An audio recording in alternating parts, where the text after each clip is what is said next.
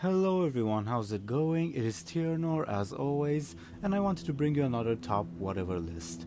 This time I am bringing you my top favorite expanded universe material, basically novels, short stories and other such things. I would also like to add an honorable mention before I'm going to get to number 1, which you'll see why I classified it as an honorable mention rather than directly placing it on the list. So, without further ado, here we go. Number 11 on my list is Trade Secrets of a Trade Prince, the short story involving Trade Prince Gallywix. While I think it provides a great insight into an otherwise fairly minor character, I have to say I also really enjoyed the way it was written, basically like a sort of autobiography on Gallywix's part. It also helped that I found the short story to be really amusing and also very well written. We also see Gallywix's intelligence through the comical lens of Goblin society.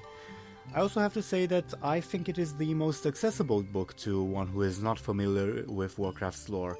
For example, at one point I even showed it to my father, who has no familiarity whatsoever with Warcraft, but he also enjoyed the story greatly. So yeah, Secrets of a Trade Prince. Number 10 on my list is Lord of the Clans, the story involving Thrall becoming War Chief of the Horde and the liberation of the Orc people. At that respective point in Warcraft, Thrall, I have to say, was one of the best characters of the franchise, and this novel in particular is responsible for creating and developing his character. It also serves as a great bridge from Tides of Darkness to Reign of Chaos, from Warcraft 2 to Warcraft 3, and was, after Of Blood and Honor, which would have been number 12 on my list, but I decided to keep it shorter. It was one of the first books to change the overall direction of the orcs from bloodthirsty Lord of the Rings-like savages to a more complicated people. Going off on another tangent, I also gave my mother a Romanian translation of the book, and she enjoyed it greatly, though she found Tarifa's death to be really sad. And I also have to admire the fact that it was basically admitted later on that this book was written in a single month by Christie Golden. And it is still a really great piece of literature. So yeah, Lord of the Clans. Number 9 on my list is In the Shadow of the Sun, Lor'themar Farron's short story. As a little bit of backstory, this particular one was actually the winner of a Blizzard contest for fan writers.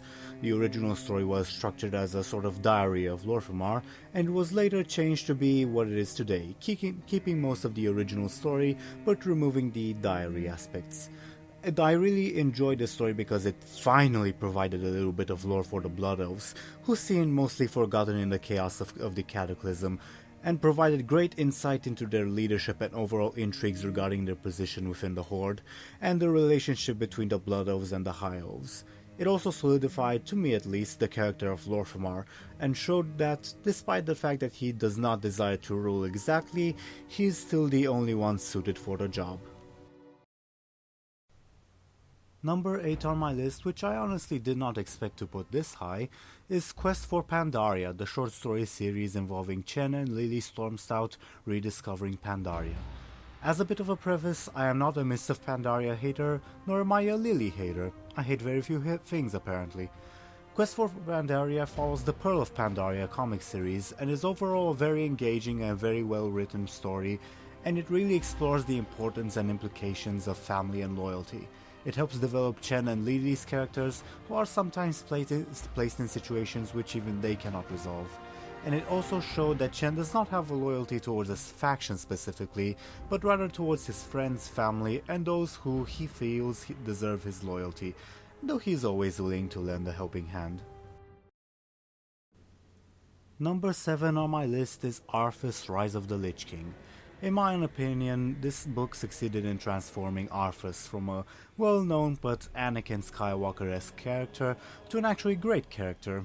Making characters great is apparently a trend with Christie Golden books. The plot follows Arthas, obviously, from his early childhood, his friendship with Varian with Muradin and his relationship with Jaina, to the very beginning of Wrath of the Lich King. Every character is greatly portrayed, and every action which might seem excessive from an outsider's perspective, such as the purging of Stratholme, is explained and portrayed very well within this book. It provides a great backstory and expansion to the events of Warcraft 3, and also served to greatly develop Jaina's character.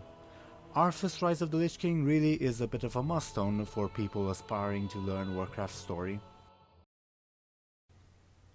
Number 6 on my list might come as a bit of a surprise. It is Code of Rule, the Warlords of Draenor short story involving the Ogres and the Gorian Empire.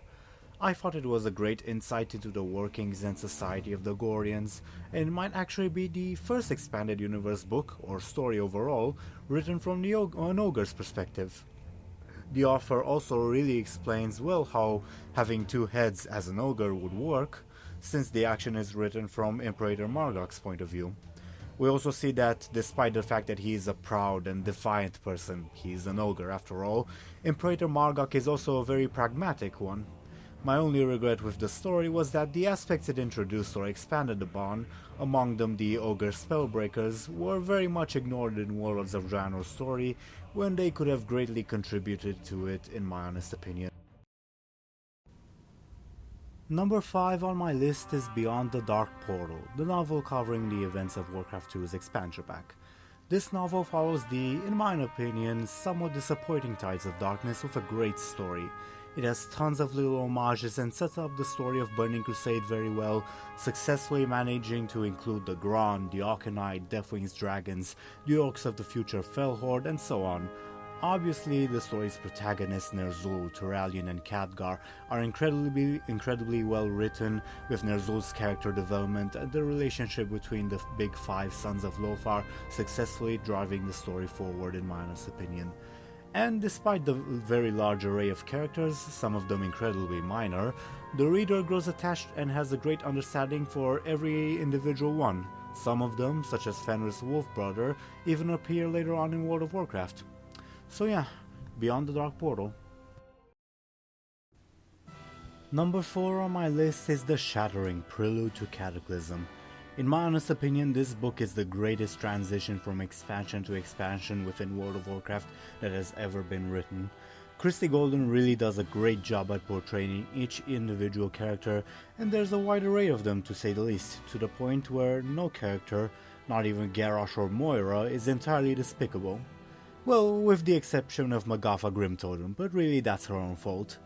The book does a wonderful job of setting up the political intrigues and the overall factions within Cataclysm, and contains great plot development for both Anduin and for Thrall, among of course many others.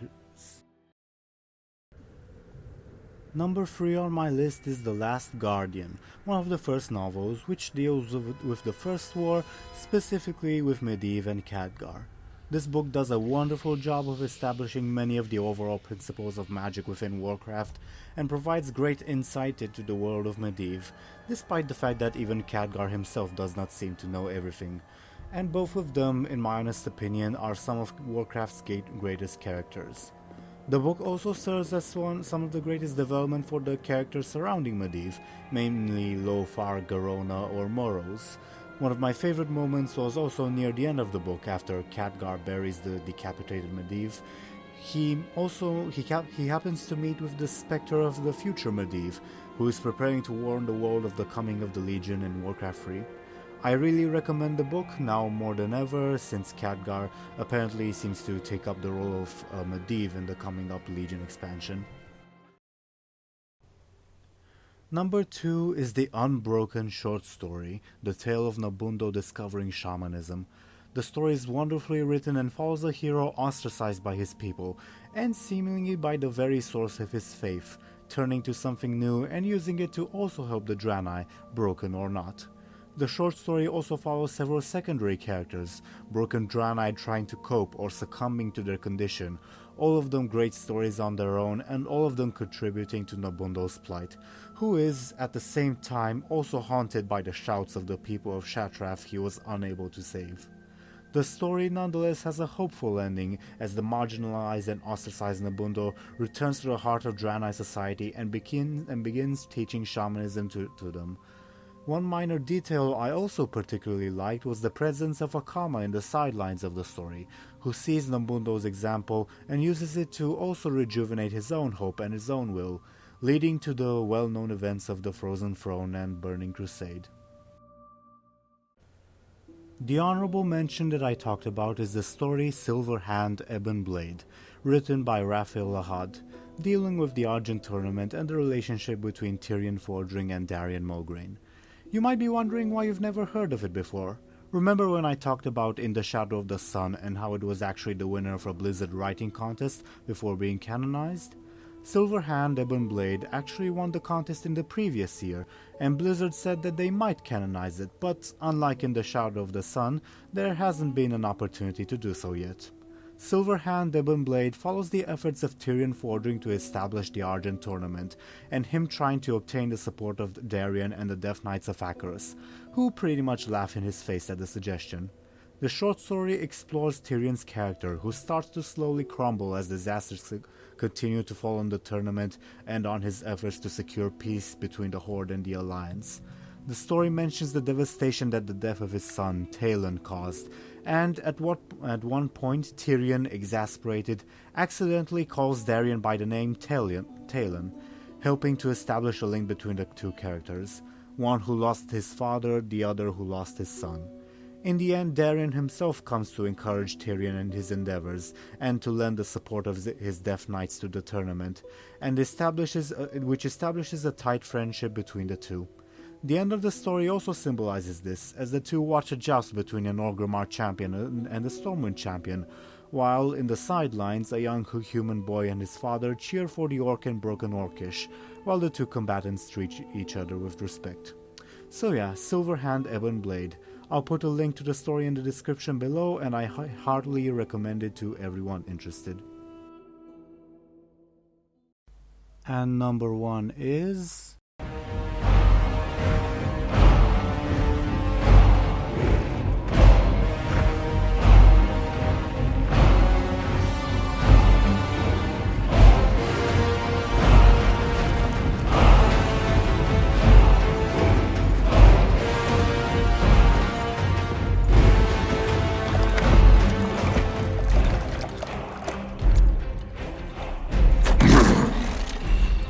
Drink, Hellscream.